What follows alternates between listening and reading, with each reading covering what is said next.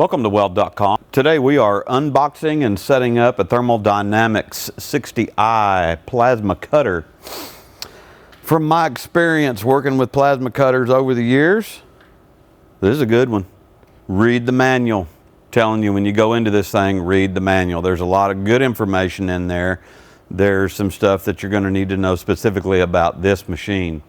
We have set up, we're 220 volt input. We've got our air pressure set. That's real simple to set up. Comes with a filter, a couple of replacements. You have everything in there. The only thing you'll need is whatever compatible fitting you have coming off of your air hose as a quick disconnect. That's the only other thing you need. Other than that, you have the short pigtail gas hose and the filter. These are replacements. Okay. Now, comes with a couple of tips. I wish I had them all because, and I even wish I had the mechanized, because I see some extreme capabilities with this machine. Beveling pipe, beveling plate with mechanized torch configuration. I also see the standoff cutting and the gouging. So I want to go through just a couple of quick settings here of what we have available to us today. The first one being right up in here, it has various cut modes. Okay, so if I depress this, number one, if I turn this, it's my cutting amperage. If I press it once, it goes into a lock mode series. As I understand it in the manual, is when it's in the lock mode and you depress the trigger to start cutting, it'll keep cutting until you depress that trigger again. Second thing we depress here is these indicators down here, as I'm reading in the manual, is rapid auto restart, or RAR, or RAR, RAR, RAR. That's for cutting like expanded metal. And you simply get up over your expanded metal. We need a non-conductive straight edge, and we can just pull the trigger one time. It goes into the pilot arc. It gets near your grounded material, like in the space that you want to cut. You cut through that part. Anytime it's in a void, it circuits back to the pilot arc. It's always on, and you just drag along, and it just cuts right through it. Versus pulling the trigger, waiting on the delay, getting the pilot arc, going to the cutting arc, and then repeating that process. It's just a lot faster. So, good benefit there. The other one is a gouging mode. I personally have not done a lot of plasma gouging, and I really want to get into this. I want to play with this a little bit more. So it has a gouging indicator here, icon, and if I'm turning the amperage here, the amperage is going to give me various cut depths and the amount of material that I'm taking out. But I was playing with this a minute ago, and it did this, and I had to go back to the manual. I thought I went into yet another cutting mode. Read the manual. So I'm going to default at about 40 amps here. The other mode would be setting your gas pressure, and we're back to the cutting. So I'm going to grab my gloves. I am going to wear a hood, but I believe I'm just going to set it to a lighter shade, probably either the grind mode or probably a number 9. I'm going to be looking over the top of this. I may not see the arc. I'm going to have to stand the tip up off the material about 1/8 to 3/16. So let me grab my hood and gloves. We'll go cutting. I'm going to cut some real thin sheet metal here, about 20 gauge. I went ahead and defaulted to 40 amps. And I just want to do some squiggly cuts just to see the cut quality and the speed. I'm going to grab some, have some 1/8 inch aluminum, some 1/8 inch stainless steel. I'll leave the amperage there and just to see what happens. And then I want to rebevel a piece of 3/8 plate. I'm gonna go up to the high end of 60 amps and kind of hold this off and slide this along and freehand bevel this piece of 3/8 plate.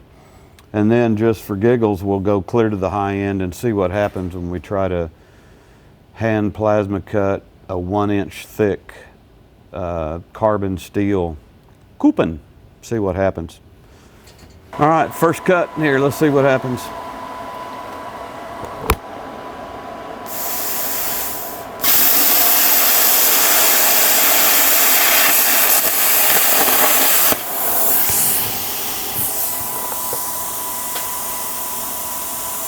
That was pretty quick. Let's do that again.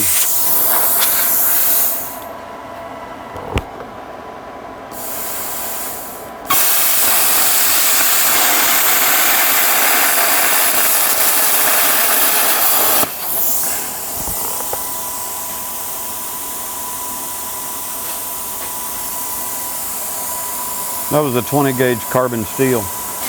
Let's see what happens with a piece of 1/8 inch aluminum.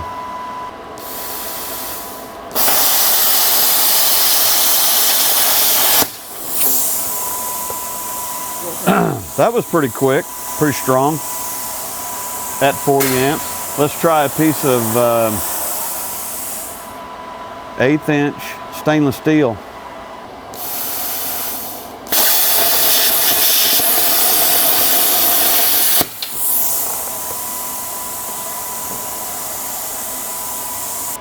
That's pretty clean. The back side of it does have the normal amount of dross sticking to it. The surface I expected to be gray. That's normal for stainless steel with compressed air. Woo, what's next? We got to do a little hand beveling here, huh? I think it's not picking, the hood's not picking it up because it's not seeing the UV arc. So I'm gonna go ahead and turn it on manually. I need to turn the amperage up. It's going to go ahead and go up to 60. I'm going to try to keep this tip up off of the material.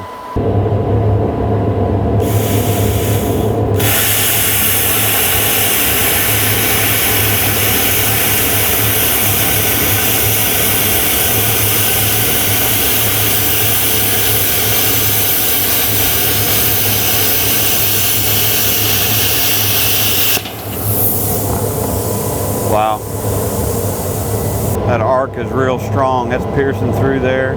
I'm holding this off, I'm not dragging it. And that is jetting through there with some pretty good force.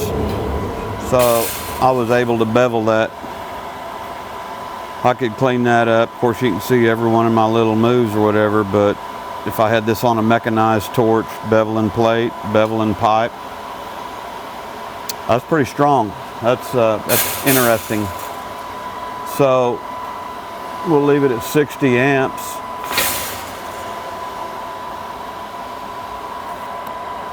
Wonder if we can knob through this thing here.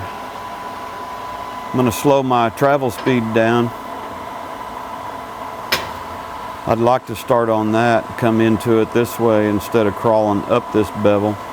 I wish it didn't have a bevel on it at all. We'll work with what we got.